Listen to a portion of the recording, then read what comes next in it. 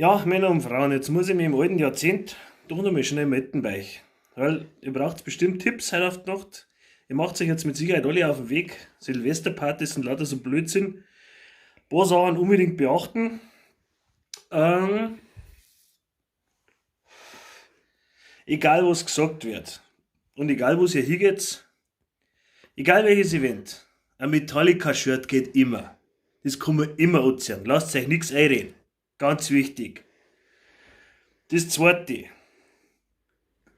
12 knallen, mitten, klar muss schäbern. Natürlich muss es laut sein. Aber da empfehle ich einen ordentlichen Slayer. In Zimmerlautstärke. Zimmerlautstärke ist es so, damit du es in jedem Zimmer gescheit hörst. Gut. Wenn du sagst, die ganze Gratuliererei um 12 Uhr gehen wir dermaßen auf die Nerven, habe ich keine Böcke drauf, dann müsst ihr halt vorher mal ordentliches Hirn saufen. Mein Tipp ist immer ein Rieschal, ja, dann hat ihr spätestens um 12 Uhr sowieso fertig. Und die Moral von meiner Geschichte,